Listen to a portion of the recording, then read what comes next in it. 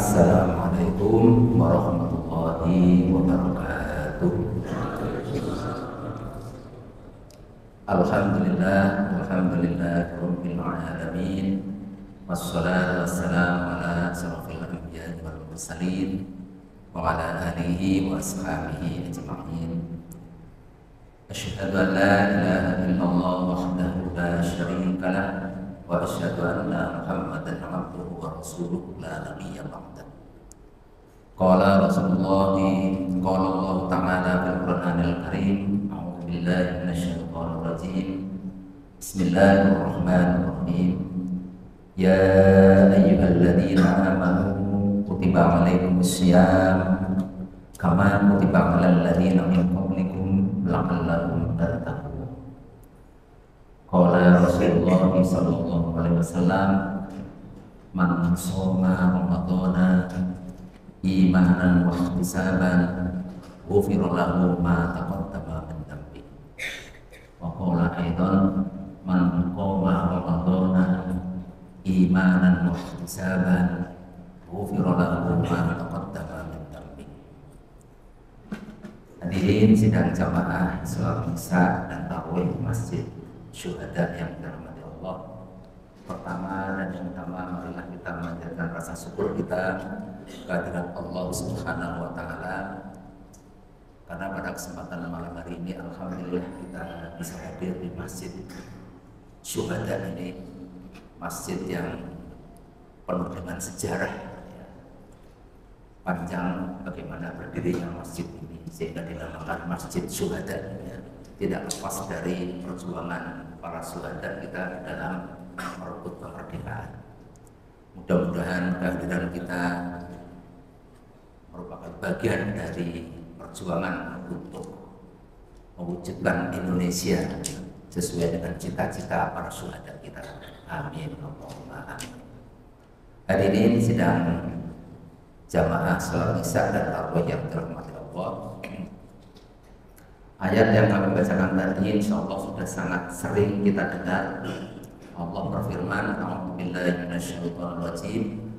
Ya ayyuhalladzina amanu, wahai orang-orang yang beriman.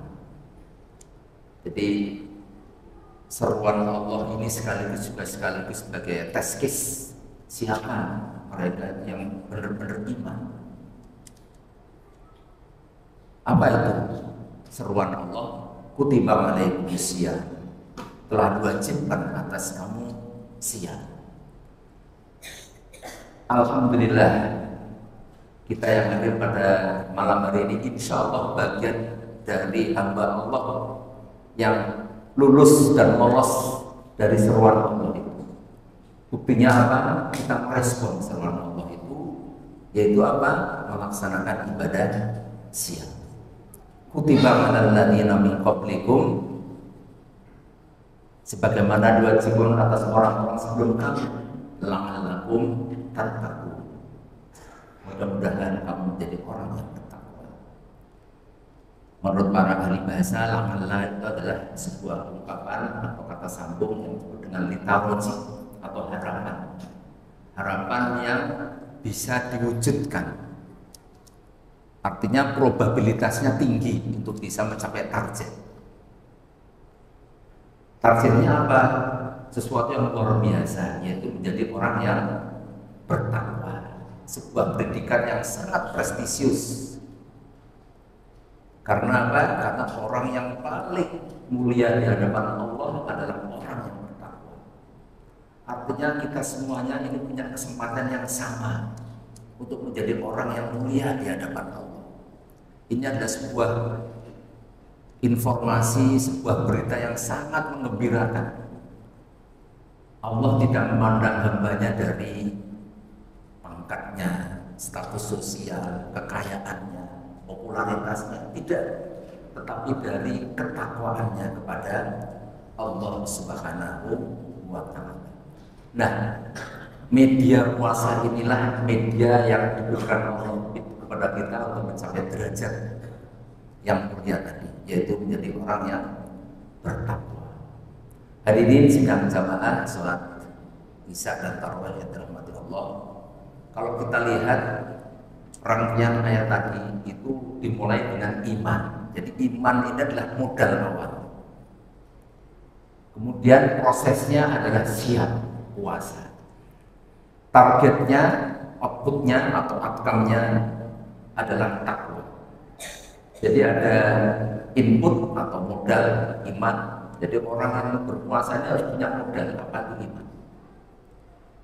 Untuk mencapai takwa harus ada usaha, proses, yaitu siap. Targetnya adalah takwa. Ada beberapa penjelasan yang menyampaikan tentang kategorisasi manusia di hadapan Allah itu. Yang paling awal, yang paling dasar itu adalah Muslim atau orang yang beragama Islam. Siapa mereka? Siapa saja yang sudah mengucapkan dua kalimat syahadat. Asyhadu an la ilaha illallah wa asyhadu anna Muhammadar Rasulullah. Maka dia Muslim. Nah, di atasnya Muslim adalah mukmin, yaitu orang yang beriman pada Allah. Sebagaimana rukun iman yang 6 yang sudah kita pahami. Kemudian di atasnya mukmin adalah muhsin, yaitu orang yang senantiasa menghiasi hidupnya dengan perbuatan-perbuatan yang baik, ucapannya, tindakannya, perilakunya, pikirannya, hatinya senantiasa husnudzon, baik ucapannya baik, perilakunya baik. Ini adalah orang yang muhsin. Di atasnya adalah mukhlis, orang yang ikhlas. Dia ikhlas atas semua ketentuan dari Allah. Dia senantiasa husnudzon terhadap apapun yang ditetapkan Allah. Ikhlas, termasuk di dalam aktivitas keseharian, baik ibadah mahdhah maupun ghairul mahdhah. Nah, di atasnya mukhlis adalah muttaqin, orang yang bertakwa. Nah, kategorisasi tadi kalau kita kaitkan dengan perintah siang tadi, di mana modalnya adalah iman, targetnya adalah takwa melalui proses namanya siang. Berarti di sini ada 2 level yang dilampaui dari ibadah siang, yaitu muhsin dan mukhlis. Mukmin, muhsin, mukhlis, muttaqin. Jadi 2 atau 3 level. Ini menunjukkan betapa istimewanya siang itu. Kalau kita renungkan, kita coba perhatikan, memang ibadah siang Ramadan ini istimewa dibandingkan ibadah yang lainnya, terutama dari sisi durasinya. Kalau bapak, ibu, para jamaah semuanya, kita ngerjakan sholat barusan, paling waktunya tadi berapa? Nggak nyampe 10 menit. Ya. Terus kalau misalnya haji, paling nggak nyampe 1 minggu. Ya, persisnya kan nggak nyampe 1 minggu, mungkin 3 atau 4 hari. Ya. Lama ya karena kita harus antri untuk pulang perginya. Ya. Dan juga ibadah yang lain. Beda dengan puasa. Puasa itu durasinya adalah 1 bulan. Itu menunjukkan betapa luar biasanya. Para jamaah yang saya hormati, paling tidak ya ada 3 hal ya yang istimewa di balik perintah ibadah siang. Yaitu yang pertama adalah restrukturisasi, reorientasi, reformasi secara personal individual kita sebagai hamba Allah melalui ibadah siang, yaitu menegaskan kita sebagai hamba Allah sebagaimana firman Allah, a'udzubillahi minasyaitonirrajim, bismillahirrahmanirrahim, ya ayyuhalladzina amanu udkhulu fis-silmi kaffah wa la tattabi'u khutuwatis syaitan innahu lakum aduwwun mubin. Wahai orang-orang beriman, masuklah kamu ke dalam Islam secara kafah, totalitas. Jadi ibadah siang mengingatkan kita untuk menjadi hamba Allah yang totalitas. Kalau kita pahami Islam sebagai sebuah sistem kehidupan yang mencakup aspek akidah, ibadah, muamalah, maka totalitas Islam kita juga harus mencakup semuanya.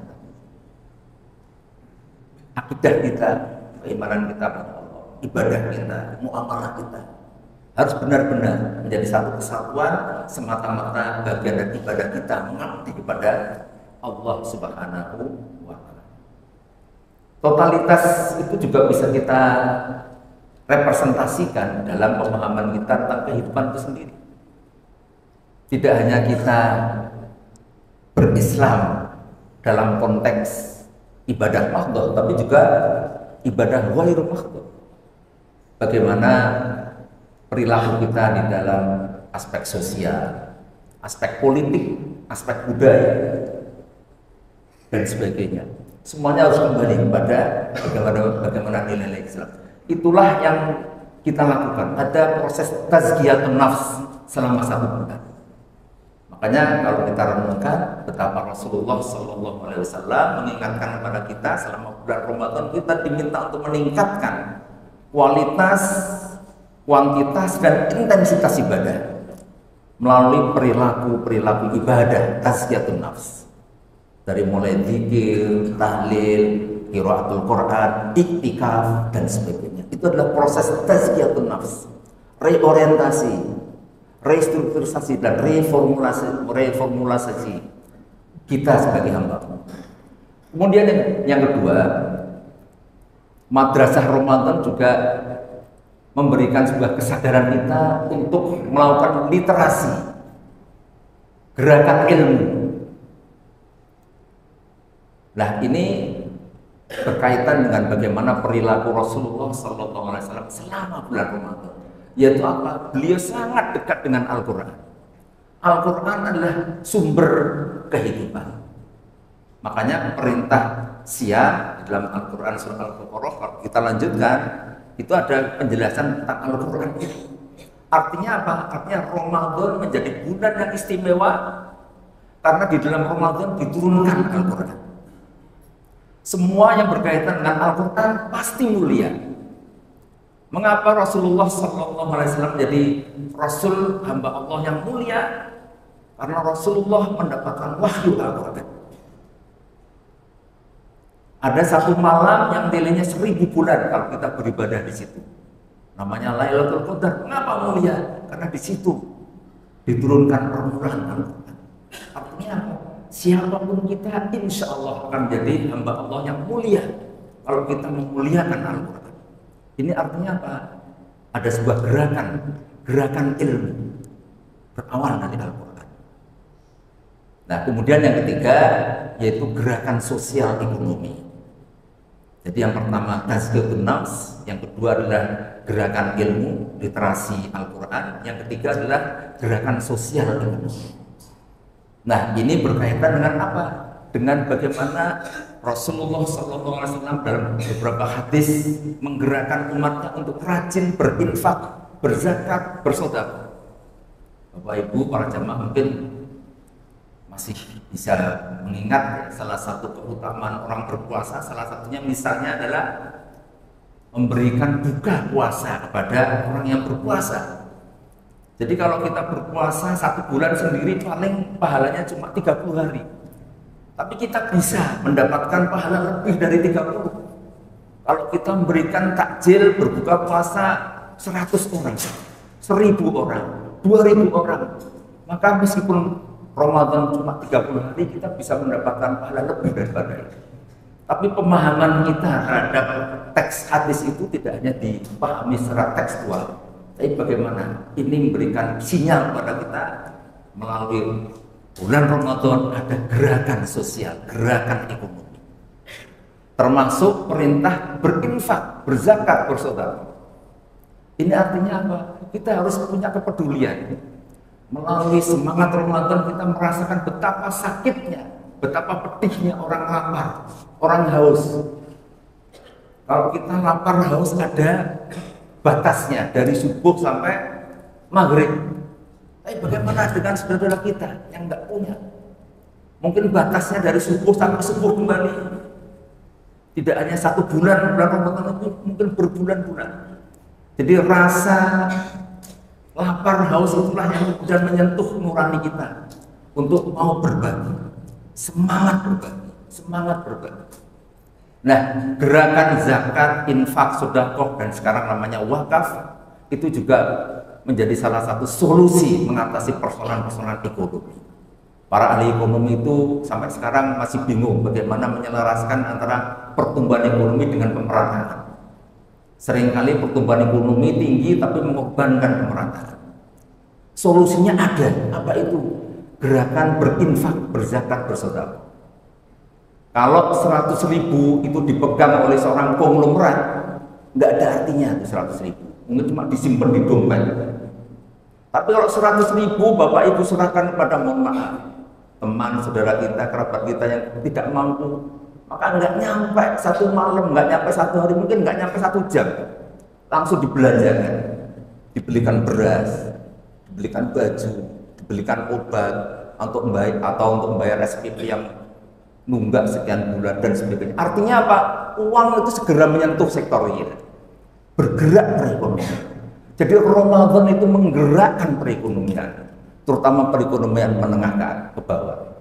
Jadi artinya apa? Artinya nilai-nilai ketakwaan sebagaimana disebut dalam Al-Quran tadi adalah takwa dalam perspektif individual dan takwa dalam perspektif sosial. Inilah yang kita harapkan. Mudah-mudahan Allah Subhanahu wa taala mengaruniakan pada kita kesehatan, keimanan, dan mudah-mudahan Ramadan tahun ini benar-benar membawa kita menjadi hamba Allah yang mencapai target, yaitu menjadi orang-orang yang bertakwa. Demikian apa yang bisa saya sampaikan, mudah-mudahan ada manfaatnya. Mohon maaf kalau ada kekurangannya. Assalamualaikum warahmatullahi wabarakatuh.